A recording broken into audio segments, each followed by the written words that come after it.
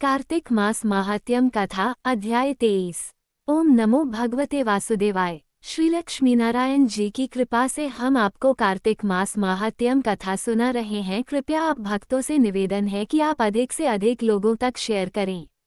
30वां अध्याय वर्णन आंवला तुलसी जान। पढ़ने सुनने से कमल हो जाता कल्याण। नारद जी बोले, हे राजन, यही कारण है कि कार्तिक मास के व्रत उद्यापन में तुलसी की जड़ में भगवान विष्णु की पूजा की जाती है।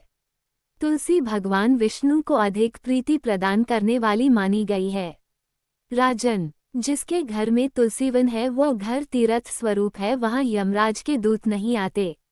तुलसी का पौधा सदैव सभी पापों का नाश करने वाला तथा अभीष्ट कामनाओं को देने वाला है। जो श्रेष्ठ मनुष्य तुलसी का पौधा लगाते हैं वे यमराज को नहीं देखते।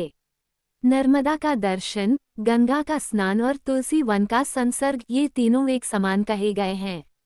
जो तुलसी की मंजरी से संयुक्त होकर प्राण त्याग करता है वह सैकड़ों पापों से युक्त ही क्यों न हो तो भी यमराज उसकी ओर नहीं देख सकते। तुलसी को छूने से कामिक, वाचिक, मानसिक आदि सभी पाप नष्ट हो जाते हैं। जो मनुष्य तुलसी दल से भगवान का पूजन करते हैं वो पुनः गर्भ में नहीं आते, अर्थात जन्म मरण के चक्कर से छूट जाते हैं। तुलसी दल में पुष्कर आदि समस्त तीर्थ, गंगा आदि नदियां और विष्णु प्रभृति सभी देवता निवास करते हैं।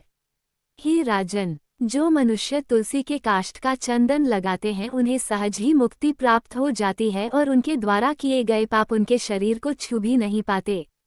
जहाँ तुलसी के पौधे की छाया होती है वहीं पितरों की तृप्ति के लिए श्राद्ध करना चाहिए। जिसके मुख में, कान में और मस्तक पर तुलसी का पत्ता दिखाई देता है उसके ऊपर यमराज भी दृष्टि नहीं डाल सकते, फिर दूतों की तो बात ही क्या है। जो प्रतिदिन आदर पूर्वक तुलसी की महिमा सुनता है वह सब पापों से मुक्त हो ब्रह्मलोक को जाता है। इसी प्रकार आंवले का महान वृक्ष सभी पापों का नाश करने वाला है। आंवले का वृक्ष भगवान विष्णु को प्रिय है। इसके स्मरण मात्र से ही मनुष्य गोदान का फल प्राप्त करता है। जो मनुष्य कार्तिक में आंवले के वन में भगवान विष्णु की पूजा तथा आंवले की छाया में भोजन करता है उसके भी पाप नष्ट हो जाते हैं। आंवले की छाया में मनुष्य जो भी पुण्य करता है वो कोटि गुना हो जाता है। जो मनुष्य आंवले की छाया के नीचे कार्तिक में ब्राह्मण दंपति को एक बार भी भोजन देकर स्वयं भोजन करता है वह न दोष से मुक्त हो जाता है। लक्ष्मी प्राप्ति की इच्छा रखने वाले मनुष्य को सदैव आंवले से स्नान करना चाहिए।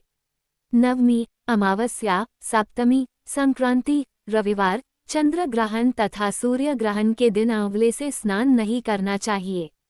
जो मनुष्य आंवले की छाया में बैठकर पिंडदान करता है उसके पितर भगवान विष्णु के प्रसाद से मोक्ष को प्राप्त होते हैं।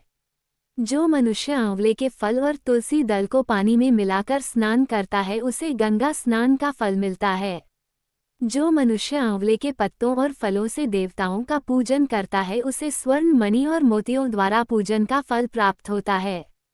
कार्तिक मास में जब सूर्य तुला राशि में होता है तब सभी तीर्थ, ऋषि, देवता और सभी यज्ञ आंवले के वृक्ष में वास करते हैं।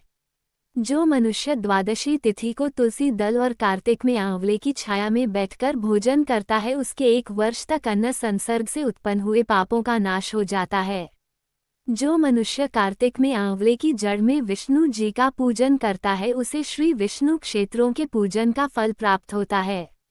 आंवले और तुलसी की महत्ता का वर्णन करने में श्री ब्रह्मा जी भी समर्थ नहीं है, इसलिए धात्री और तुलसी जी की जन्म कथा सुनने से मनुष्य अपने वंश सहित भक्ति को पाता है। ओम नमो भगवते वासुदेवाय। शेयर करें और लाइक कमेंट सब्सक्राइब करें।